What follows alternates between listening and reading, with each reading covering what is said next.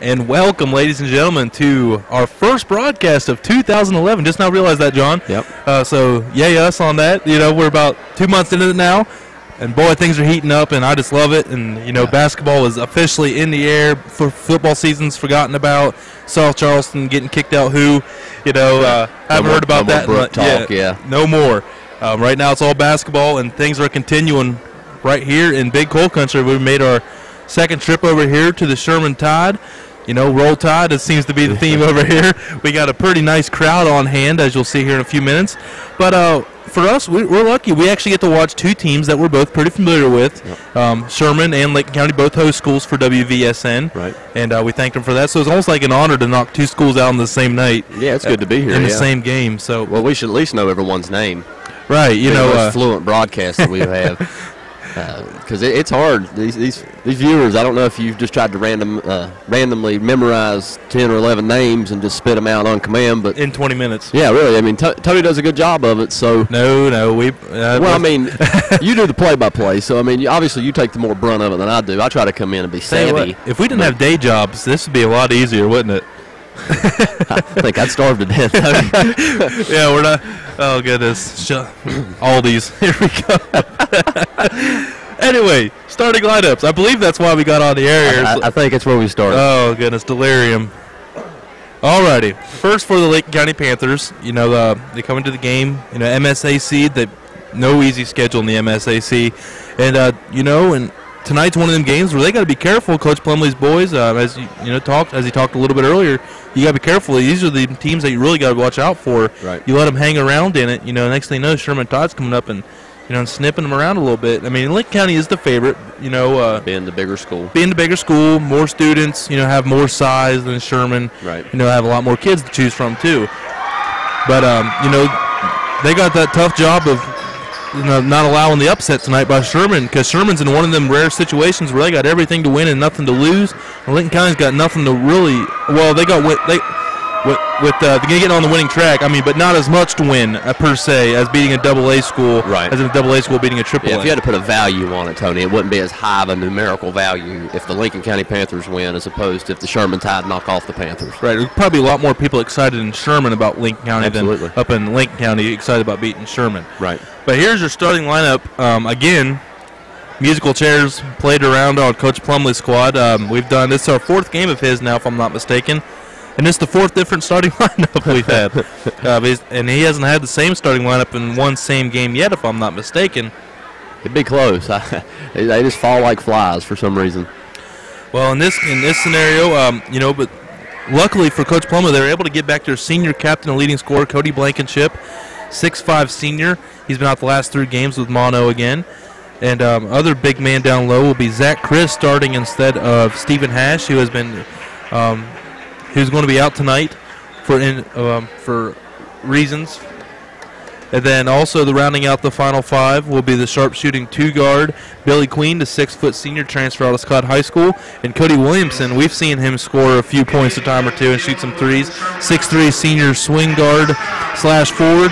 And then also rounding out the point guard, number 14, Hunter Lambert, who held Chase Fisher at 18 points a couple weeks ago. But we're going to, before we get to the Sherman Tide here, we're going to go ahead and pause for the playing of our national anthem on WVSportsNet.com. Your sports voice of the Valley.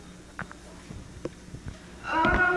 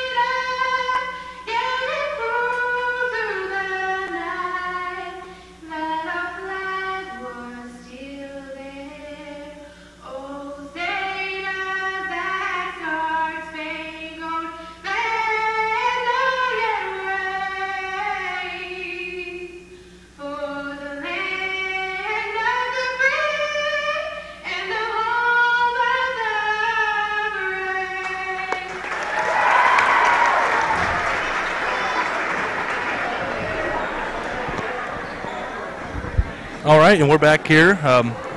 National anthem. Gotta love the local girls that gotta sing that national anthem there.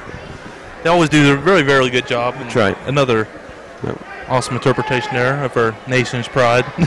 Ain't nothing like the stars and stripes, Tony. You know, the pulse of America, red, white, and blue. These colors don't run. That's exactly right.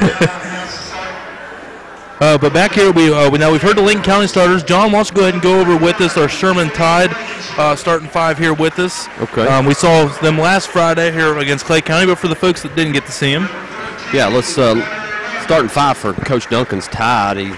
The point man bringing the ball up the floor, number 11, Blake Hedger. Opposite of him, the former WSM player of the game, number 12, Justin Woodrum. He looks to have another night like he did the other night, Tony, and he's going to need it against this Lincoln County team. He had 19 points against Clay County. He's going to have a very similar night. Number 20, Aaron Barker. Number 32, Carlos Mansingo. And number 42, Timmy Barker rounds out the starting 5 for Coach Duncan's Tide.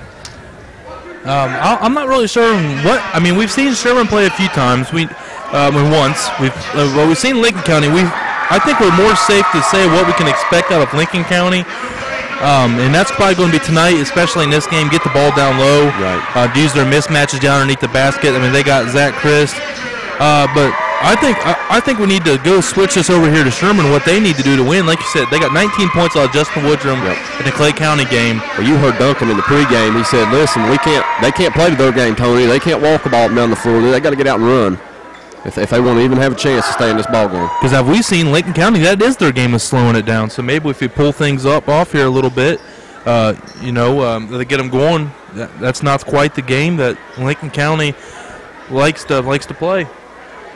And we're getting ready to go off to our opening tip-off here and we're going to come right back here in Big Coal Country on WVSportsNet.com. Your sports voice of the Valley.